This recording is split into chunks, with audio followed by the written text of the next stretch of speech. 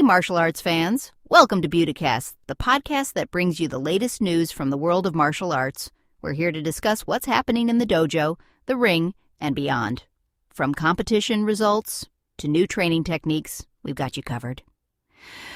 And we want to hear from you. If you have any martial arts news to share, a story to tell, or a question you'd like us to answer, send us an email at hello@beauticast.com. Now, let's get into the news.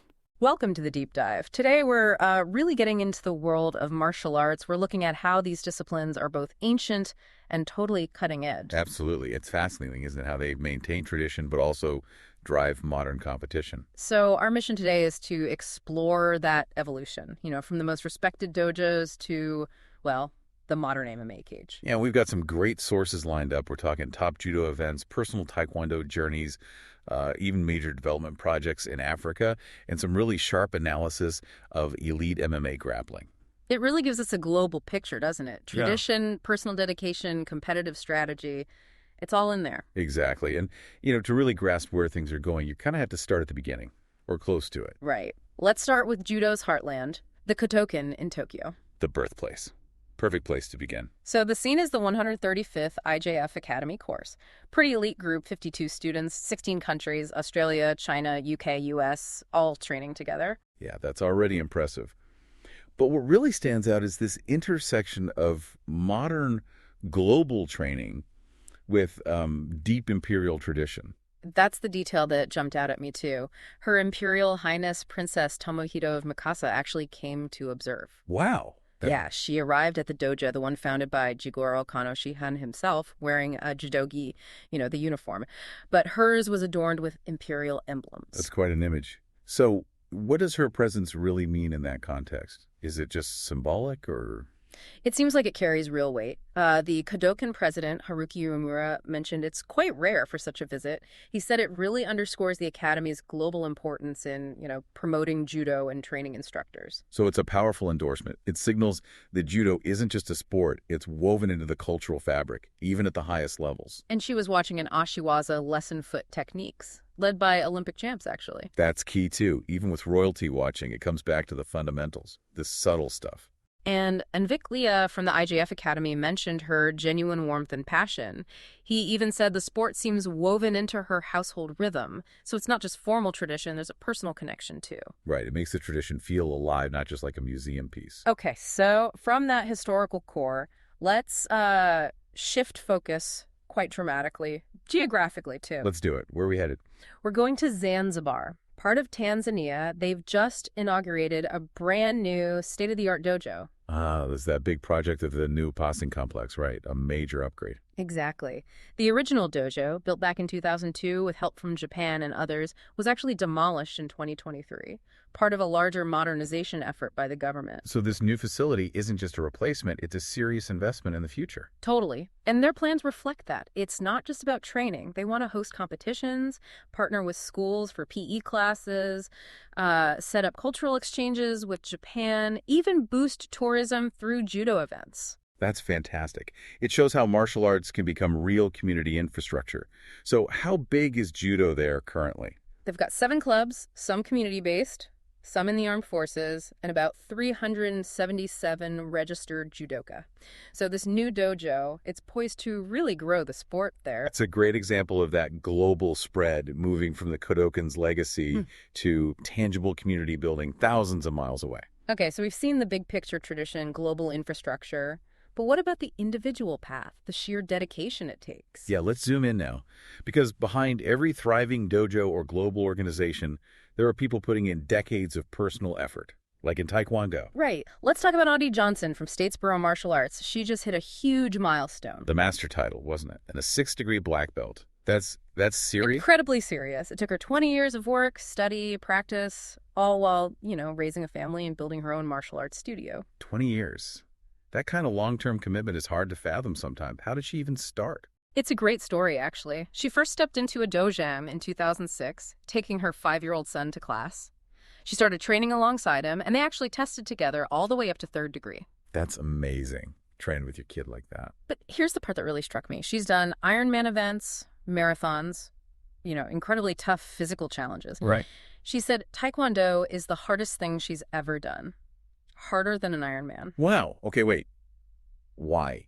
What makes it harder than like a 140-mile race? I think. I think it's the nature of the challenge. Yep. An Ironman is brutal, yes, but it's one peak event. Taekwondo mastery over decades. It's this daily grind, the demand for technical perfection, the constant failure and restarting, the mental discipline, plus integrating it all with life, family, work. It's the difference between a single massive effort and weaving discipline into the very fabric of your life for years on end. Yeah, I can see how that would be harder. It's a mental marathon. Exactly. And her goal now, she says it's simply to bless others. It's not about the rank for herself anymore. It's about giving back, mentorship. That really resonates. And you see a similar idea, maybe expressed differently, in other martial arts traditions too, like the Black Sash concept. Good point. We saw that with the graduation at Mark Warner's Professional Martial Arts Academy. The Black Sash there is explicitly a symbol of years of dedication, discipline, perseverance, all those things. Right, and the testing reflects that. It's not just about knowing the moves. It's technical precision, sure, but also sparring, performing under pressure, demonstrating that mental fortitude. And the hierarchy matters. A first-degree Black Sash shows mastery of the basics. But higher degrees, like the fourth degree Nicholas Buckley earned, signify leadership, the ability to teach, to guide. Which brings us back to Mark Warner's quote, doesn't it? That achieving the Black Sash isn't the end. It's a new beginning. Exactly. It's like, okay, you've built the foundation, now the real lifelong work begins. And that focus on constant refinement, on deep technical skill, well, that takes us neatly into our final area, modern competition, specifically grappling. Right, let's get tactical. We need to talk about Gordon Ryan, the BJJ champion, and his breakdown of why certain grapplers, particularly from Dagestan, are so dominant in MMA. Yeah, Ryan's analysis is fascinating. He basically identifies this significant gap in technical grappling skill between, say, elite BJJ specialists and even very good MMA fighters. So what's the secret sauce, according to him? Is it just technique? It's technique combined with an almost terrifying mental toughness. He says it's that combination that's so hard to overcome. They have the skills and they just don't break mentally. Okay, but here's the really interesting technical insight he offered. He pointed out that being technically superior allows the dominant grappler to work less. Exactly. They operate at a lower work rate because their movements are so efficient. Meanwhile, the opponent, they're burning massive amounts of energy.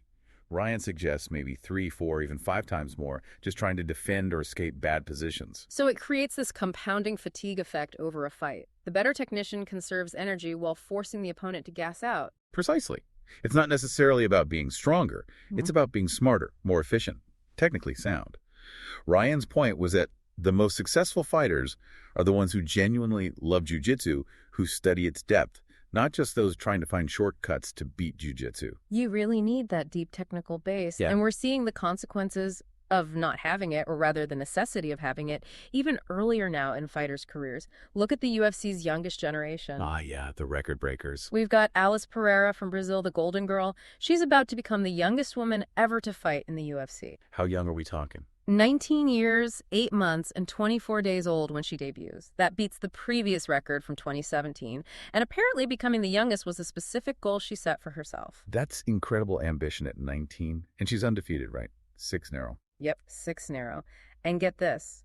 Her opponent, Montserrat Rendon, is 17 years older. 17 years. That age gap just highlights the point, doesn't it? The game is accelerating. We saw it with Raul Rosas Jr., too, becoming the youngest male fighter ever at 18. It really ties back to Ryan's analysis, I think. These young athletes have to come in with world-class skills already baked in.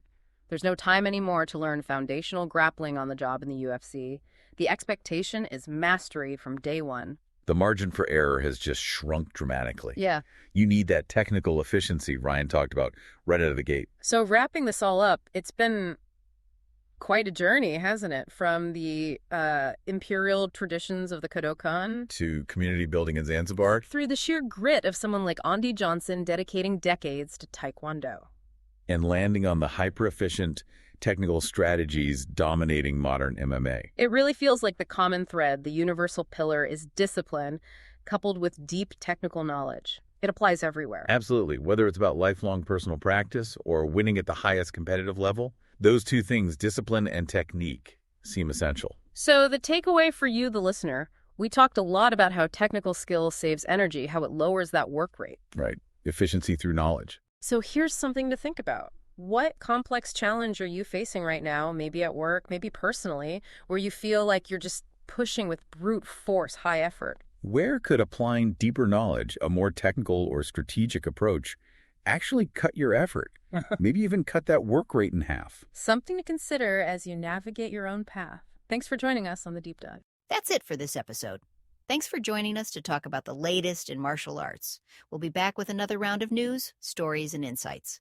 Until then, remember to train hard and stay humble. And don't forget, if you have any news you'd like to share, you can always reach us at hello@budacast.com. Now go practice your forms.